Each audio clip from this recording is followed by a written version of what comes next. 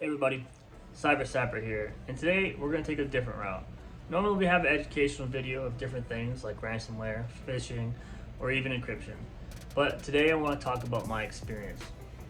So overall, my experience has been all over the place. So for those who don't know, I have about 6 months from transitioning out of the military, but my current job is I'm an engineer. So I'm getting into the cybersecurity field. It's a little bit different and it can be complex, kind of transferring back and forth. In the end, I had no support. And what do I mean by support? So when I'm transitioning out, you would think I would have a lot of supporting jobs in the cybersecurity field, like military, government, all there's plenty of jobs lined up. I haven't found any that are suitable.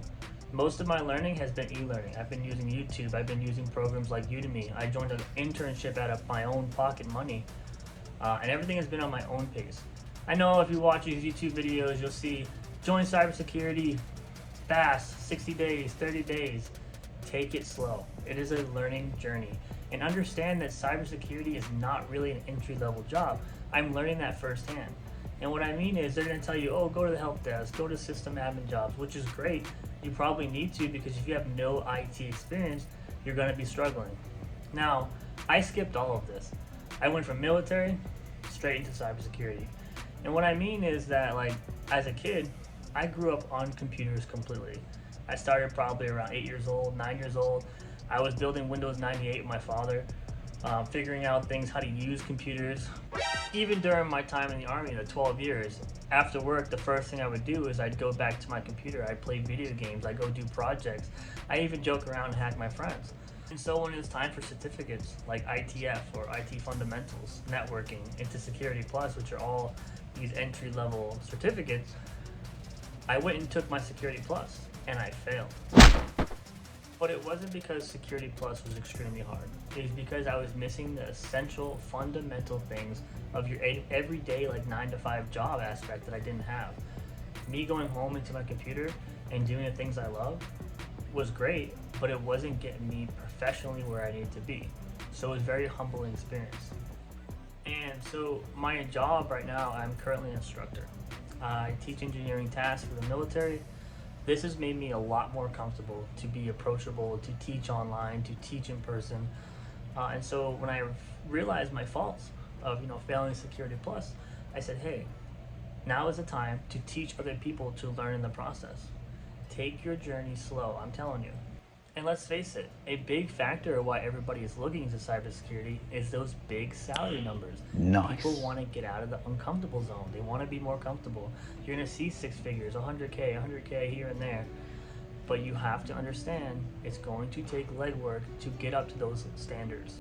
And so what I've learned from my experience during this journey this year is that when we're talking about getting a job in cybersecurity, experience only, the way it's going to work is they're looking for either a bachelor's degree with minimal experience or a certificate or certificates with multiple years of experience.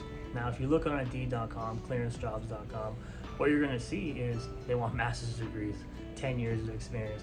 It's so unrealistic. You just need to get past that algorithm, talk to a real person, and be the best candidate.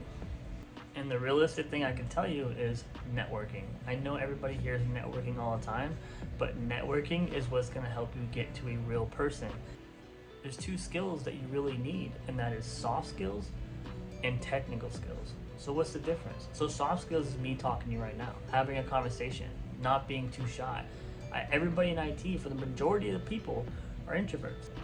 Now, your technical skills, the way we weigh it out is generally, from what I found, is 60% soft skills to 40% technical skills. So what does that mean? That means you're probably going to have 2 interviews. Like, hey, first interview, do we like this guy? Is he a good person? Is he going to be a good fit for the company? The second interview is be like, hey, what do you actually know about IT, cybersecurity? But I'm going to keep saying this. You have to take it slow. Because remember, people are doing this 9 to 5, 8 hours, 10 hours a day, maybe more, and you're transferring or trying to transfer from your current job into a whole new world. So take it slow. The reality is, what can you do right now? If you have no certificates, you don't have a bachelor's degree in cyber or computer science or IT, you need to start working on a brand. Like, branding is huge, networking is huge. Those are 2 major factors right off the bat that are going to be detrimental to your career. So you do not have to make a YouTube video. You don't have to make YouTube, TikTok, anything like that. But what you need to do is start talking to people. Join Discords, podcasts, LinkedIn, right? Facebook, Instagram. Become familiar to what's going on and what they're doing. Work on projects like GitHub. I'm still new to that as well. Start getting hands-on, build an e-portfolio, do something that makes you stand out. You can go to school right now, finish a bachelor's degree in computer science. It doesn't mean you're getting a job. You still have to create something for yourself. And that doesn't just go for IT in general. That goes for almost a lot of the jobs that are paying six figures. The last thing I want to talk about is you need to start understanding what direction in cybersecurity that you would want to go if you're trying to get into this field. So most places are going to require the basics, which is network and security plus. However, once you have those certificates, or maybe you're already past that, now it's time to start looking into where do I want to be? Do I want to be an analyst? Do I want to be a penetration tester, like an ethical hacker? Do I want to work in education? Do I want to work into monitoring systems? There's a lot of things. There's a lot of diagrams that you can find online that will push you into a direction and kind of focus on it. You can be a cybersecurity administrator. It's like a general overview of everything that's going on. But as always, this is a journey. I'm not expecting something tomorrow. So again, join me on my journey and don't forget, update your systems. Here we go.